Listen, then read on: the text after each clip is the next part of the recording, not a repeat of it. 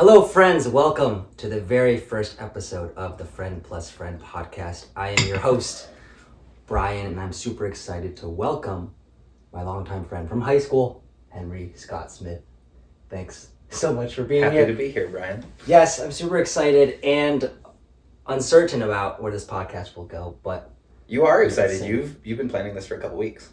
yeah, it was a spur of the moment thing. I was on a podcast a few weeks ago with a music friend of mine, and I thought I might as well start my own. But the aim of this podcast was more to just sit down with my friends and have a deeper conversation, and maybe eventually I'll branch out to people who I'm not as close with, and we'll see. But I'm excited, and I'm glad that you decided to embark on this experiment with me, Happy to do it. because we're not sure how this will go, but I think we'll have some good conversations, if anything. So, all right. So I want to jump right into it, but first off, I would just like you to introduce yourself in however way you see fit. Oh, interesting. Okay. Like, what's your story, Henry? Like, what do you boy. like? What do you do? It could be as brief or as long as you'd like. Gee willikers. Well, hello to wherever this is going out to all of you out there in the world. Ether. In the ether. And to you, Brian. And to me, yes, I will be looking over this in the next few hours and editing it. All right, fair enough. Well, my story, I don't know. Everyone's got a lot of stories, right? And I, sometimes I think about what my story means to me, and I've had a lot of thoughts about what my story looks like, perhaps to other people, right? Because there's ways that we've been perceived. And blah blah blah throughout time, and so I don't, when you ask me what my story is, well, I don't know what's the story that I would like to tell to other people. This is a great way of starting. This is me nervously trying to think of my story. Well, so you know how when you meet a stranger, and a lot of times, typically, the first question. Well, I guess if you're over a certain age, a lot of people ask you what do you do. Mm-hmm. And a lot of people will say like, oh, what job they work. But some people like to be a little bit more what's the word? More free in their response. I evade labels constantly. Yeah. I don't like labels. I'm okay with being labeled a teacher. Okay. So you teach violin. That's a big part of your life. I do teach violin. I like teaching quite a lot. I think about it a lot. I'm also happy being labeled a musician. Very talented musician. Thank you. And yourself. A part of, I feel like every month or every 6 months you're in a new group. Well, let's see. How many are you in? Like what, 3? 4? Well, it's, I guess, 3. I'm not trying to sound egotistical by saying 4, because that just sounds like too many. Nah. The fourth one doesn't really count. Okay. What's the fourth one? Wherever this podcast is going is probably not going to talk about that. Oh, well, I probably shouldn't say the name. Was the one? Is that the one where you're doing violin parts for the guy in the studio? No. That's just rather recent work that I'm doing. I guess we're kind of getting off the beaten track here, right? So I am a musician. I teach the violin, and that's what I play. And I went to school for that and suffered quite a lot of imposter syndrome for that. And it wasn't until the pandemic, I guess, right, that I figured out how to let go of that imposter syndrome, I think. Because you were in Ithaca for a portion of that, right? Yes, I was still living in Ithaca at the time. And I took a year and a half break from playing the instrument. I really didn't touch it at all. It just sat in a box. It sat in its case. I actually didn't for know a that. year and a half. Yeah. No, I think I picked it up exactly once to play for a St. Patrick's Day party for friends and family. That was, and I think that, gee whiz, I think that might be the one that we did online. We did an online concert in 2021. And we broadcast it on Facebook, and that was, I think, the only time I picked up the instrument besides like one practice in a whole year and a half. And that was me like trying to re-identify, right? Because I wasn't sure, even that recently, I wasn't sure if music was really my calling. When you were taking that year and a half break without touching the violin, was there something that replaced that for you? Because violin's always been a big part of your life. What filled that space? A codependent relationship, I guess. Okay. Wait, I forgot where you were working at the time. I was working at Cornell at the. Oh yes, the IT. Yeah. I was doing IT at the Yes. time. Yes. It was desktop support. Very good at it. Yeah. No. Hold on. Actually, sorry. I was very good at the people part. Yes. I always enjoy people. I have it in me to learn to like the difficult people. Even there was one professor there at the vet college who was known to make people in my department cry. I think she made my boss cry, and I started becoming, the go-to guy that would pick up her tickets, because no one else wanted to deal with her, and I got to a first name basis. I got to a first name basis with this professor, and one time she made me a cup of coffee. That's a big deal. Yeah, I was really proud of that. So anyway, that's to illustrate that my people skills in IT unmatched. I've got great customer service skills. Yeah. But always. Like computers themselves, very dry. That's very dry work. Yeah, not for everybody. Not for me. No, and you wouldn't believe how many. Well, no, you probably would. There are so many issues that you run into that are just above your pay grade, and it's like I don't like. That's a research facility type of problem, right? Like if you're working in corporate, that you don't run into that problem because any machine that you've got, you're just replacing it with the newest thing, and you load Word and Excel onto it, and nobody bats an eye, and it's just that, right?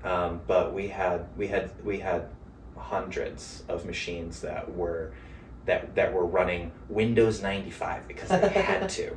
Yeah. Because they had to, because the software, because the research that they're in the middle of a 20-year stretch. Yes. Researching, right? The software can't change. Yes. Wow. Yeah. That's right? something I haven't really actually thought about. And that's so, there was annoying stuff to try to fix like that. And sometimes it worked, sometimes it didn't. It was really cool when it worked. Cool. Yeah. Or a computer would stop working because, again, they'd been using it for 20 years. You open it up and the capacitors have blown open. I was like, of course it's not working. You were supposed to get rid of this like 10 years ago. Cool. All right, so we are gonna probably go back to like the kind of work I'm that great you've at done. tangents. No, this is great because I'm good at tangents too. But I do want to go back to some of this stuff. But because this is sort of right now a friendship-oriented podcast, I do want to touch on like the relationship piece Okay. of that, and we will dive into Our relationship or friendships. my relationship? We'll dive into I'm sure we'll dive into like family friendships and romantic relationships, but I do want to touch on friendship first, and I'm curious about what your earliest memory of us becoming friends. Oh, was. gee whiz. Because that was different than us first encountering each other. Yeah, When we that's first true. encountered each other, we weren't actually friends, but I'm curious to hear your perspective, and I'll chime in on my own. So we met in the Rochester Philharmonic Youth Orchestra. Was it junior year of high school? Well, so I joined sophomore year of high school. So did I. Okay, so that's probably when we first met. We would have first met, but we didn't really know each other. No. You know, the viola section. Well, we were all very nice. You were in violin though first year, weren't you? No. I started in the viola section. Okay, yes, because I think you were in front of me, and I was stand partner with one of your friends. Stand partners with, well, my classmate. Are we allowed to use people's names who Well, that's up to you. aren't us? Up to you. I'm open to using names and such, but it's up to you. And sometimes it makes it easier. I don't remember who you were I sitting was with. stand partners with Eric. Oh, you were? Yep. Gotcha. Eric was a friend of ours. don't remember Who is sadly no longer with us. Yeah. I was sitting with. Do you remember that very tall violist? Hannah or Hannah? It was Hannah. Yeah. That's right. I forgot. We'll for a use second. last That's how names, she but we'll use pronounced first names. First names are good. it. I think first names are First probably names are fine. good. Yeah. Yeah. Locations are fine. Yeah. My second year, it doesn't matter. We won't talk about that. Anyway, so yeah, no, I started in the viola section, and I didn't realize that you started in the viola section at the same time. We didn't start becoming. We didn't like become more closely. Okay. So when I became a student at the Harley School, you joined at the Harley School At the same time, yeah. Yeah, I don't think we quite knew about the mutual connection, or we didn't connect very closely. We didn't No. connect closely over RPYO plus Harley at the time. Right, we had different friends. We weren't in the same circle per se. I wasn't really in any circles, I feel like, but Yeah. you had a strong community, I think, with the Canuck School Yes. and a lot of people there. Yeah. But eventually we were in the same friendship group with like 2 or 3 other guys. Mm-hmm. And Yeah. we'd have occasionally sleepovers or we'd get dinners Mhm. or after school we'd go to High school was fun. Yeah. Do you remember that one time we were at John's house and and it was 4:00 in the morning and we'd been watching movies or playing games or whatever, and then we were like, I'm hungry. Are you guys hungry? We were all hungry, so we went to Denny's. I do remember us going to Denny's. Yeah. Yeah, I think it was Jason. Middle there of the too. night. I think Jason was there. Yeah. He would like come every now and then. but Incredible. Yeah. Jason, whoever, only every once in a while showed up. we didn't like our friendship, even though we were sort of in that same circle, but we weren't very close until college, or was that post college? Remember when? Oh, it was when Zach graduated and we were to go to his grad party, a surprise grad party, and I had to pick you up from Ithaca. That was what you referenced as the Yeah. moment when we became Close closer friends. Yeah, right. Yeah, before, like, to anybody watching, this must seem terribly out of order. That's okay. Yeah, so Nobody like, else knows the story. we had an association in music in 10th grade. We joined Loosely. the same school in 11th grade. Yeah. We became closer with, like, we all sort of like glommed onto each other, this group of like 6-ish guys, right? Zach, John, yourself, Oh, me. really? 6 Yeah. My bad. And we all, pretty much all of us, are still connected. No. I was like half. All right, fair enough. I guess. Yeah, that's fair. Well, yeah. I lost touch with John right when he went to school. That's true. Jeremiah also lost. Jason also pretty much. Zach we talk with like once a month. Yeah. But the relationship with Zach is also, it's very similar to the one we had with him in high school. I feel it's in a very I don't know, comfortable. Is that the right word? Yeah. Comfortable position. I would say so. You're gonna be careful to edit this, right? We're just running this the whole. We'll figure it out. Yeah. We'll figure it out. So anyway, yeah, maybe we shouldn't talk about people. No, we won't go there. We Yeah, won't go. we'll We only say nice things here. Yeah, let's only say like super positive things. Anyway, blah blah blah blah blah. So Well, I was just gonna say like I ended up leaving school like a lot, and somewhere along the line I ended up leaving. Henry became somebody I went to for guidance or support, and he filled that role very well for me. He's filled that role very well. I'm a good listener. Yeah. I'm also a good talker. Yeah. Okay. So we have the gist of how we became friends. Now here's a weird question, or what do you think makes a good friend in your opinion? Oh gosh.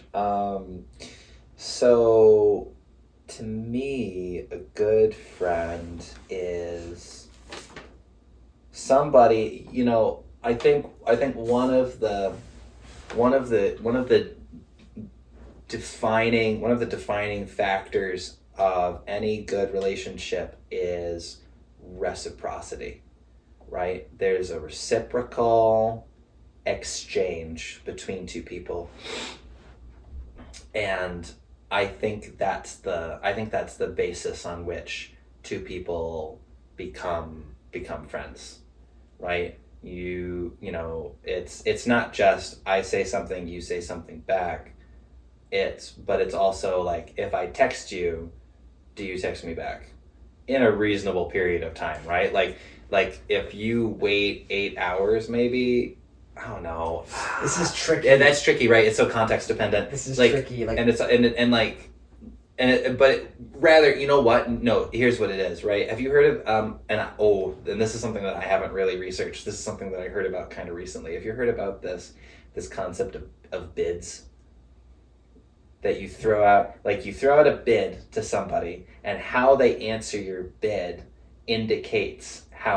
is kind of like an indicator of how they feel about you, right? So if classic example of a bid is if someone's wife says, "Oh, look at that bird outside," and if the husband is like doesn't look up from the newspaper or whatever, and he's like, "Cool, honey," right? That's a low bid. That's a low reaction, or whatever the terminology is that they use, right? But yeah. if he looks up or gets up from his seat and goes to look out the window, yeah, like I like that. Right? There's an indication there, right? And you can suss out how your relationship is with somebody over a series of bids, right? Okay, so. Yeah. There's a so the reciprocal nature that I'm talking about is if I bid out to you and you respond positively, and you bid back to me and I respond positively, then effectively we have a reciprocal friendship. So that ties back into that context dependent communication, right? If I send you a message and you give back a reply that feels like you're replying just because you have to, in order to, I don't know, keep up social appearances, in whatever way that looks like online between two people over text. Yeah. That is a low energy response to my bid that is not going to be able to sustain. You can't sustain a relationship with those. Yeah, the digital aspect of relationships are very confusing, especially in like a romantic context as well. Well, that's because it's verbally or graphically. That's not the word I want. It's like it's text. It's like literal verbal, not verbal, word-based communication, right? And if you're with somebody in person, they have a body language. Yes. That will indicate a lot more to you. Some people communicate much more through their body language than they do with their words. Yeah. Right. I think in person it's still more a reliable indicator of reciprocity. Mm-hmm. But this stuff is tricky. A while ago, I think I decided I didn't want to engage too much in online communication with my friends, or like do super long, drawn-out conversations, because it might create this, these expectations and maybe disappointment. But at the end of the day, I think you also have to trust that, like, the friends that will stick around. Like, you just have to trust that the right people will stick in your life, and because most people end up leaving, or most people don't stick around. Like, if you think about all the people you've ever encountered in your life or interacted with, and then think about your close friends, your family, the ratio is incredibly like minuscule. But yeah, in terms of people who stick around. Yeah.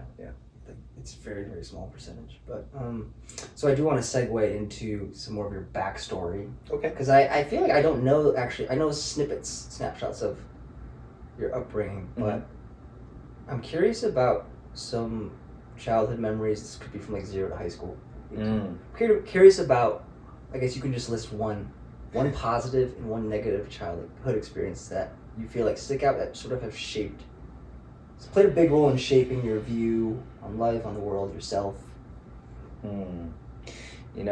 It's funny that you say that, because I've often considered myself to have a really poor memory, some of the most unfathomable people that I've met are people who remember everything, Mm-hmm. right? Like I read Keith Richards' autobiography. It's called Life, and it's actually there on the bookshelf. And it's a fascinating book because he talks about being 3 years old and remembering stuff from that age. I think I remember something from when I was 3.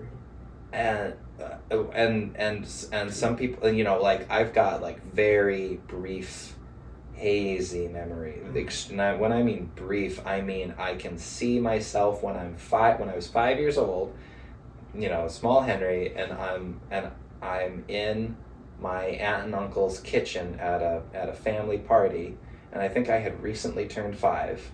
My uncle asked me how old I was. And I remember Uncle Fred, how old are you today, buddy? And I held up all I can see from this memory is holding up my hand. Like I can see it as if I'm in a movie. I can see myself holding up my 5 fingers towards my uncle's face. Right? Like, so that's like the level of memory that I've got. So like that's a snapshot. I remember hiding under a tree at my grandfather's funeral when I was 7. I kind of remember putting a flower on his grave, on his coffin at the graveside burial. And then I remember I faintly remember going across the street and just sort of hiding under a tree. It's very faint. It's very faint. I remember hiding under my grandfather's funeral. That seems to. I know I'm not answering your question. I'm sort of trying to indicate the degree or quality of some of my memories as they go. No right or wrong on this one. Right, like I honestly I remember very little. How about this one? Actually, carry on. Oh, so and like there might be other small things, like I don't remember. I think I remember when I was 8. I remember a snapshot of a violin lesson with my first teacher, but I don't remember more snapshots of lessons, for example, until like I was probably 11, 10 or 11, taking lessons with my other teacher at her house. She had a bird feeder out the window. So I remember that as like a snapshot. Like it's like you could make postcards out of very few memories. Brief sentences. Yeah, they're very, very, very, very short. I know that all of that experience like lives in my body somewhere, but I don't remember it explicitly. Like I can't quite hear what people said. Sometimes I can, and I can't I can't remember visually more than a fraction of a second. Right. I certainly remember more towards. I remember playing in Little League soccer or whatever the hell I did in 2004. I was 8. I didn't know that. I was 8 at the time. Would you say your upbringing was mostly more positive than negative? More of a my parents did breezy than struggle? Well, yeah, and I owe all of that to my parents. My parents did a lot of lifting to make sure that my siblings and I were that we were clothed well enough that people didn't think we were ragamuffins. That we ate our fruits and vegetables. Yeah. That we got to the doctor, and they also did their best to protect us from malign forces that we could have encountered, I suppose. And one of the ways that they affected this was by homeschooling us. How long were you homeschooled for again? I was homeschooled through 4th grade, and at fourth grade, the summer after 4th grade is when my family moved from Canandaigua to Rochester, and that's when I attended real school, but it wasn't real school. Yes, Because I went to a little tiny Catholic school with the meanest. Oh, she was so mean. She was so mean, Brian. She one time said to my friend Matthew, she shouted across the room. And I want to say her name so bad because it was on the level of saying Darth Vader. Like that's what her name kind of sounded like. We'll leave it at that. It was like if I said Darth Vader shouted across the room, that is so close. Man, I wish I could say it, but I'm not gonna. She shouted across the room. She said to Matthew, she said, "You're too stupid to be in my math class." And I still remember that moment, partly because I was shocked that anybody would say that to anybody, much less a teacher to a student, much less a teacher to a student in such a small class. Little tiny Catholic school. I think there were 6 of us. Yes, I in 5th grade. There were 6 of us, and also the phrasing of what she said is still stuck in my head. You're too stupid to be in my math class. As if we moved classes. We didn't move around in 5th grade. The same teacher taught us English, English, phonics. I'm saying English twice. Math, history, and whatever the heck else you learn when you're in 5th grade. And I don't even know like how that time was divided. We probably did the same thing in the same order every fucking day. I wish I could say her name, but yeah, I'm just gonna say Darth Vader. She was awful. She was so mean. How long were you in the Catholic school for? Too long. So from 5th grade till 5th grade. The way she treated students, was students aren't people. That's a joke. The way she treated people got her fired. Okay. My parents complained pretty hard because she was just so mean. Not just my parents. It was also Matthew's parents, as you might imagine. So she left. In 6th grade, we had a really nice teacher. She was so nice. And then 7th grade, we got to move around classes in middle school. 8th grade, there were weirdly enough there were 8 of us in 8th grade. Like there were 6 of us in 5th and 6th grade. And there were 8 of us for 7th and 8th grade. That was weird. Anyway, just the evenness of those numbers and how they match up. Not 7. It always stuck 6, out to me. Yeah, they were never an odd number. And then at the end of 8th grade, all of my classmates, they had figured out where they were going to go to school, except me. I shadowed at Aquinas, I shadowed at McQuaid. I didn't like Aquinas because it felt like a public school. I didn't like McQuaid because I didn't like the jock kind of atmosphere that's there. It's very performative.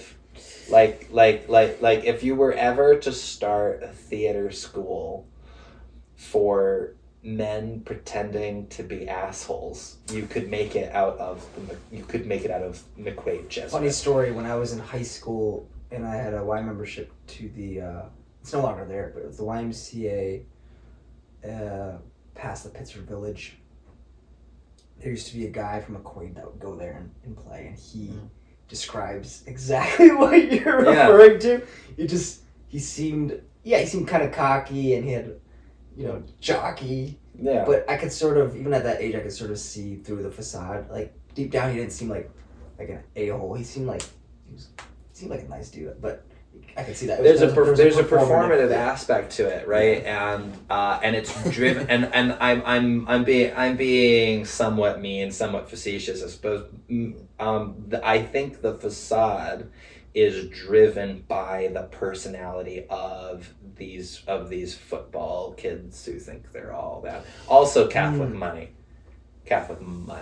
that drives a lot of it. Also, yeah, what's interesting in high school, middle school, like the athletes seem to be at the top of the hierarchy in terms of social status. But as life goes on, everything sort of I feel like everything's kind of balances itself out in a way. And like, you know, as I've gone through the rest of my life, maybe I could have, you know, learned from something there, benefited from being able to perform that way. But would it actually have made me happy? I don't know. I'm very satisfied with how things are, generally speaking. Yeah, it's hard to say. Because we all, in some form or the other, we all perform a different version of ourselves depending on the context of the situation. Like at work, we'll put on a different mask, or extracurricular activities at open mic nights. But personally, my perspective on this is I still try and be consistent. I think it's important to be aware of that we all have a persona, but also to try and be consistent in that. But to do that, you have to, at some level, be okay with yourself. You have to like yourself. Yeah. I am curious, I guess it's up to you how much you want to go into depth regarding this, but what role, I know a little about this, but what role did the Catholic faith play in your life growing up, and what role does it play now? If you'd like to skip the question, No, we can answer this question. Obviously, it was a big part of your life, and before we tackle this, I do want to say, like, when I've gone to Henry's house and I've met his parents, his family, I've always been super impressed with just their hospitality, their kindness, their sense of humor. Like, I really enjoyed being around his family. I remember you invited me for dinner once 2 years ago, and I was like, this is an atmosphere I want to be in. But anyway, my parents are really thoughtful, kind people, and they work really. I don't know. I mean, it seems like it's just sort of built into their DNA. Nobody's perfect, obviously, right?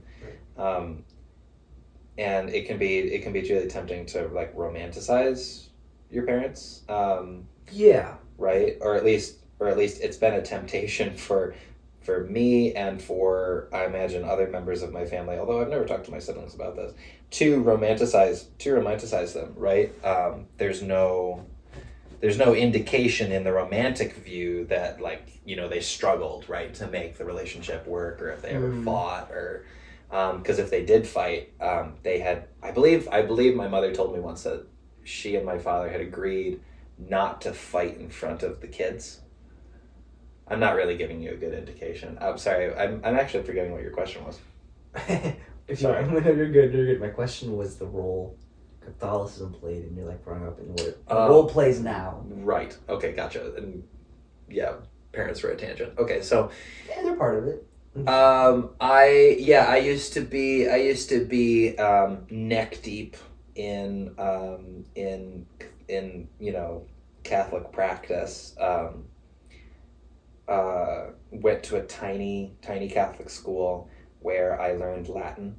I learned an awful lot about church history. I learned a lot about saints. I learned a lot about the rituals. I learned a lot about the prayers. I learned about the theology. If I had stayed there another year, I would have started to learn apologetics.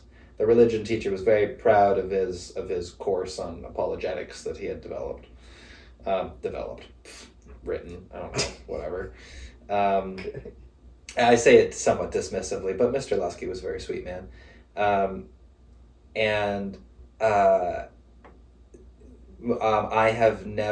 have rarely met somebody who had this is going to sound so cocky, but I've rarely met somebody who has as deep or intimate a knowledge of the Catholic thing as myself, and my other siblings who also had very similar training and upbringing. My brother and sister went to Christendom College, which is one of the like 4 super niche conservative Catholic colleges in the country, right? And I only learned that there are 4 from someone I went on a date with a few years ago. I didn't realize that she was like Catholic. And she told me that she went to one of those other four.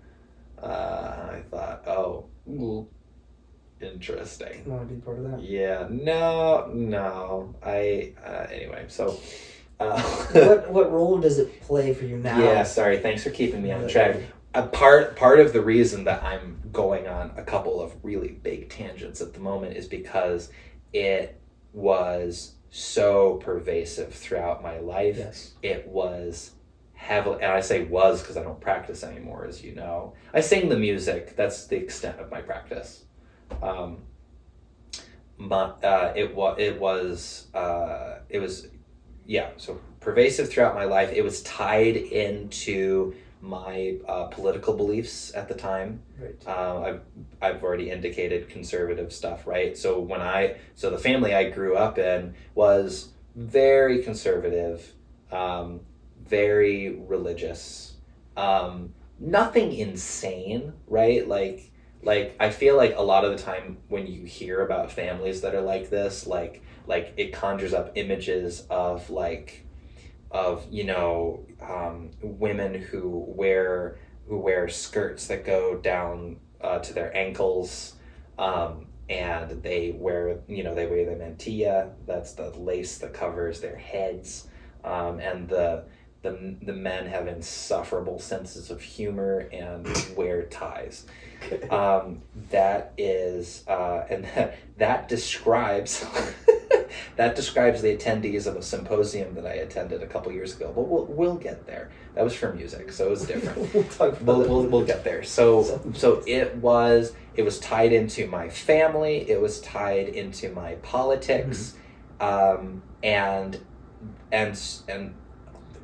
it shapes your worldview in a really, really big way. It's you sort of look everywhere and you see the hand of God in everything. I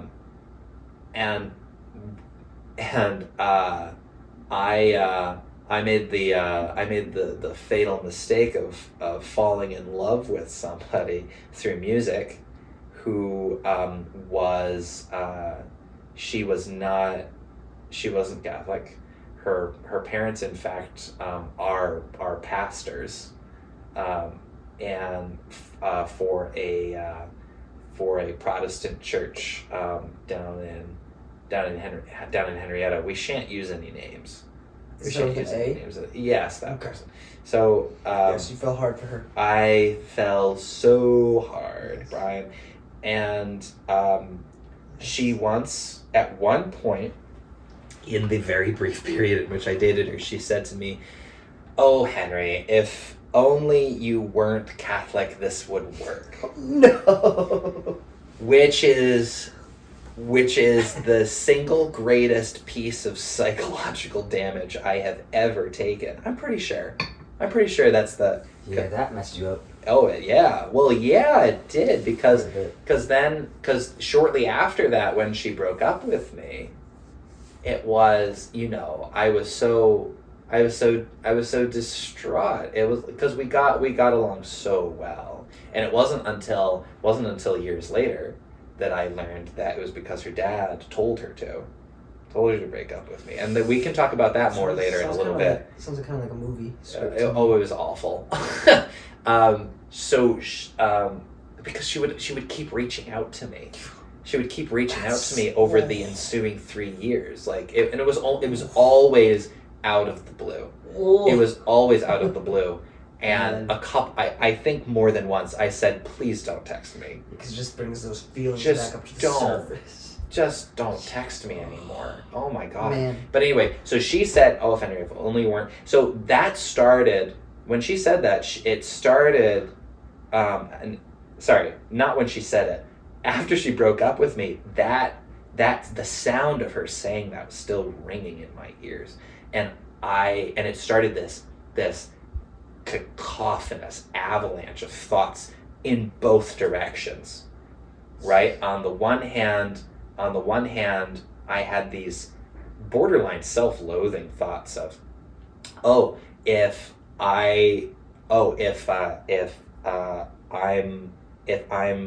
doomed to suffer this, then I deserve it. Like that's a big thing. That's a big thing in the whole Catholic thing, right?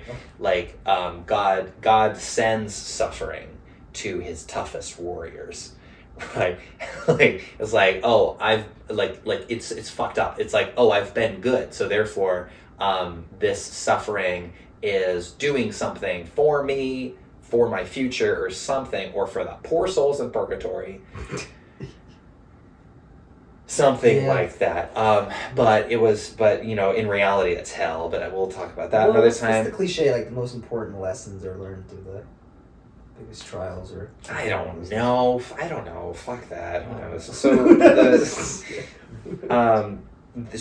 there's that. So there's something like self-loathing coming out of this, like, I'm unlovable, or God has a plan for me, or something. And on the other hand was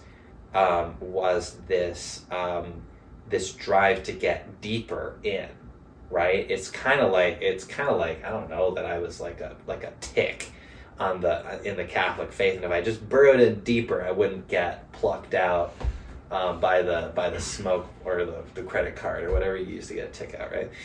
Really, just isn't this great? You weren't expecting that at all. Yeah, so I was barely expecting it myself, but there you go.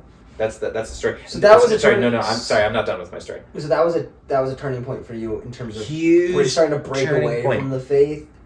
Was well, yeah, and it was all, yeah, and the other thing was this was around 2016. So my political beliefs, I was raised in a very conservative family, but we were conservative in a William F. Buckley, I guess, sort of style, or a very classical style of conservative, which didn't have a lot to do with this like revenge politics that the Republicans are all about at this point, right? It was the conservative, voice, I guess, that my family was raised with was one that had a lot more to do with, personal responsibility and fiscal whatever. I'm not even going to try to repeat it. Which is still what people in the Republican Party say, but they don't mean it. It's just those are the words that they use. But my family, we're the dumb fucks who actually believed that and thought that's the way that things should be, because it's like it's a perfectly legitimate style of how to manage a country's finances, I guess. But in reality, it's such a tiny sliver. It's ridiculous. It is ridiculous to vote based on this tiny sliver of what you think governing a country should be all about, right? My family, the only part of conservatism that my family was actually raised on was anti-socialism. Mm-hmm. So narrow, so unbelievably narrow, and as I've grown up, I've realized that politics is about a heck of a lot more than that, way more than that, and I'm not going to get into it. Well, interesting that we're on the topic of politics, because today we were grabbing coffee and we saw a roadside protest regarding the Israeli-Gaza conflict, and I'm not going to talk about that topic, but I'm curious to hear. Yeah, because I want to call it a genocide. Well, I'm curious. Well, we're not going to talk about the top. I don't want to get deep into the topic. One, because I don't know much. I'm not too invested into it emotionally, but I'm curious of how invested you are politically on a sort of broad sense. Like, would you say you're quite politically engaged and invested in sort of the issues that the country's facing? Or I keep up with the news, but I've surrendered a belief that there's anything that any of us can do about it.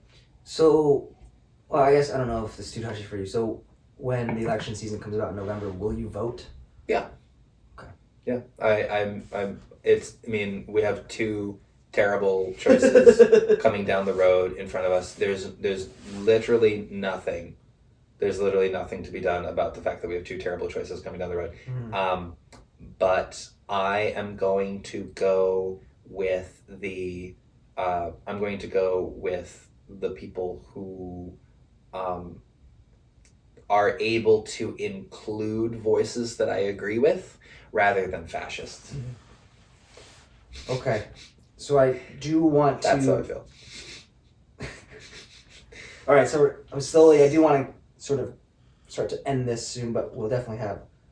Oh, we're ending already? I felt like we were just getting to the middle. We'll have more conversations in the future, but I do have a couple more questions that I do want to address. Okay. And I'm sure we'll do a deep dive into many more topics in the future. Okay. So my first question for you is, how are you doing today? Or how have you been? So Good. we talked about there's like a lot going on in the world. There's Yeah. a lot of conflict all the time. Mm-hmm. Everyone is struggling with something. How are you doing on the whole? Did I even phrase that right? How are you doing on the whole? I'm doing well. I've been working like crazy for the last. Well, I did the math. The last time I had a genuine day off and I wasn't just sick was around Christmas. Do you get a day off, like out of the 7 days out of a week? Do you have a day where you just have no work, no job? No. That's tough. I mean Sundays presumably, but I rehearse. That counts as on work. Sundays. Music is play, but also work. Yes. Yeah. Yeah. A lot. I mean, and I'm workman-like about it. Mm-hmm. It's like I'm showing up to a job. Mm-hmm. Yeah, that's But interesting. it is fun. Because it is fun. without going on too long about it, that is interesting because music is a big part of both our lives, and we're both very invested in it, like emotionally, and it brings us a lot of joy. But at the same time, it is work. Mm-hmm. Like it is glamorous, but it's not glamorous at the same time. Like the creative process is very. When it works well, it's fantastic, and it's very fun. Yeah.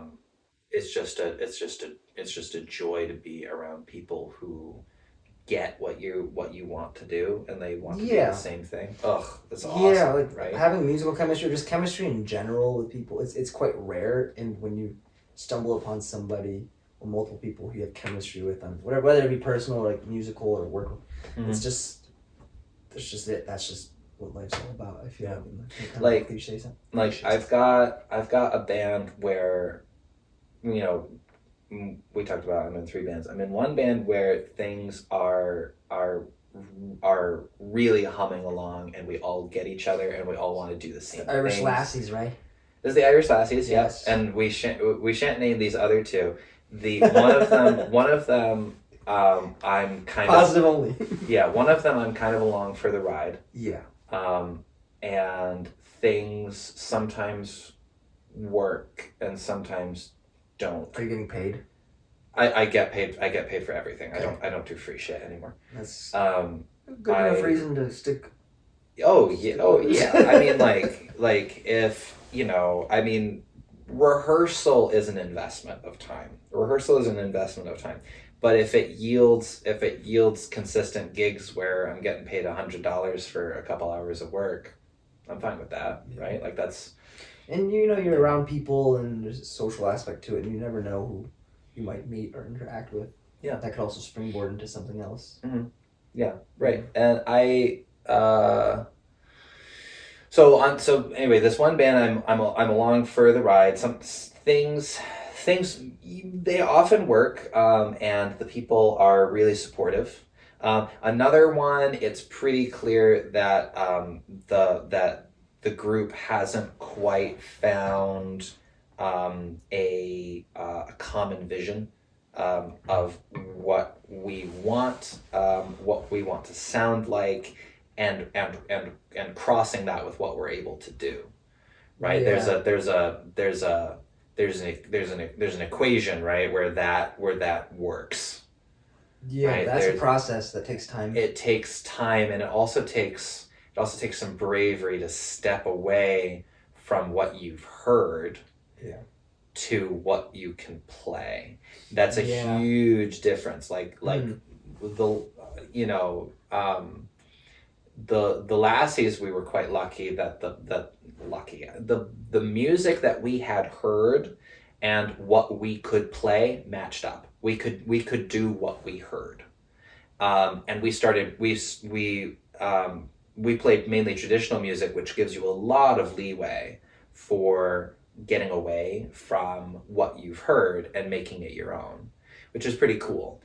And we've done that, and now we've done it so much that we don't sound like anything that we had heard, and we are our own thing, and we're really happy with that.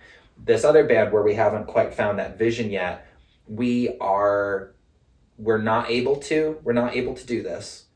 We've heard this. Each of us has our own experience of music that we've heard, and we are not necessarily able to play it, but still we're trying, and that comes across, and it just doesn't work. Right? So at some point you have to be able to say, okay, here are the chords, here's the words, how do we make this sound convincing? Yep. And convincing is a very different word from how do I make this sound exactly like the recording of the people who have done this that we've listened to, right? Because that drives me nuts. I don't want to sound like, I don't know, I feel like I shouldn't name any artists because that's going to give away which band I'm talking about as opposed to the other one, right?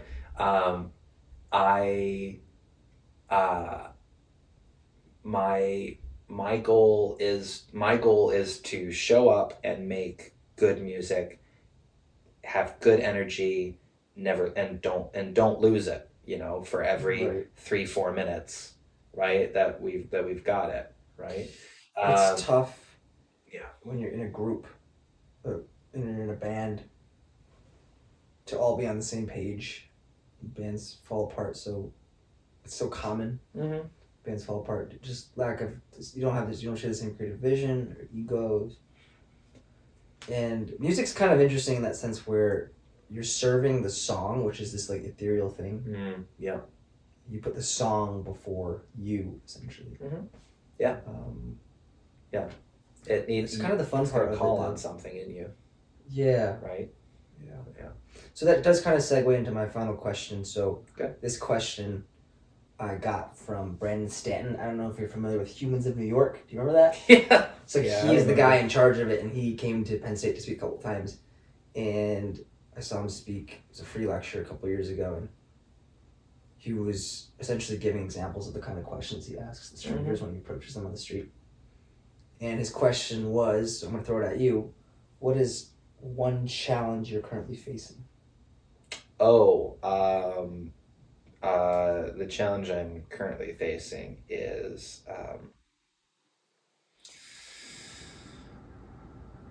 how to listen. I think everybody must be like this, right? Where you've got a little voice in the back of your head that's saying, this is what I really think.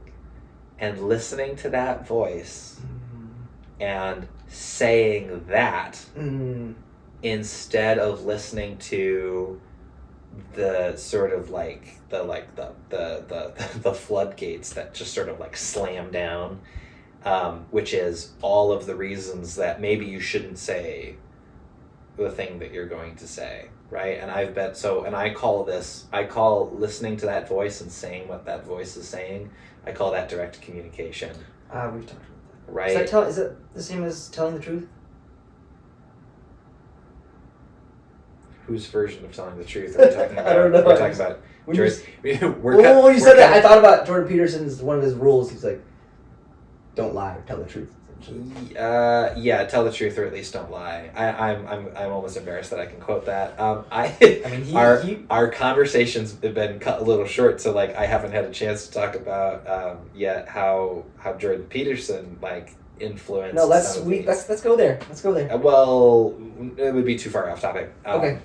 I've been yeah, my romance and falling out with Jordan Peterson. Was related to direct communication. No, it's kind of part and parcel with the earlier part of our conversation where like my faith, Yes. my politics, and my romantic life all sort of like untangled from each other, and it was this like, and Jordan Peterson got involved at some point in there, and like it was like this 2.5 year period of just grief that like took me a long time to work out. We'll talk about it another time. Yeah, it's like the journey of, it's cheesy, but it's a journey of self-discovery. You're finding yourself. You're finding what you stand for, who you are, what values you vibe with, what people you're interested in, what people you want in your life. Well, yeah, and so that statement brings us right back to where it was, where what I'm struggling with is learning how to say what I am thinking to people, even if it's uncomfortable, and it's why I'm going to therapy now, and it's because I'm not good at it. I grew up in my family, God bless them, but we don't directly communicate. It's all, we kind of hope that it works out. Like you don't communicate, you don't openly talk about what you're feeling, essentially, or yeah, it's kind of rare. It's kind of rare for us. I don't know. I've started practicing doing it. I feel like you're not. I feel like this must be pretty common because in my family too, we weren't growing up. We were not emotionally. We did not know how to emotionally connect. And I don't know if you can really learn that. You can learn maybe the theory and the rules or whatnot behind it, but to actually do it, you just have to be okay with being uncomfortable, because you're being vulnerable and you're risking being hurt, being judged, being embarrassed, humiliated, and such. And this is something I need to work on as well in different aspects of my life, and certainly relatable. All right, well, this has been fun. Sorry to cut it short, but we'll have way more. I know you gotta stick to an episode length. It makes sense. Yeah, but this was really fun. I'm glad how this turned out, and I want to thank you again. You're welcome. And I want to thank whoever, if anyone, whoever is watching this. So there will be. I definitely do want to try some more episodes with some people, and I'm sure we'll have recurring guests as well, because there's always more to talk about with interesting people. You ask some good questions. Yeah. Good questions. All right, we're gonna wrap it there. We will see you guys next time. Peace. Cool. Yeah. Thanks. Hey, nice. Thank you. That was fun. We'll wrap it there.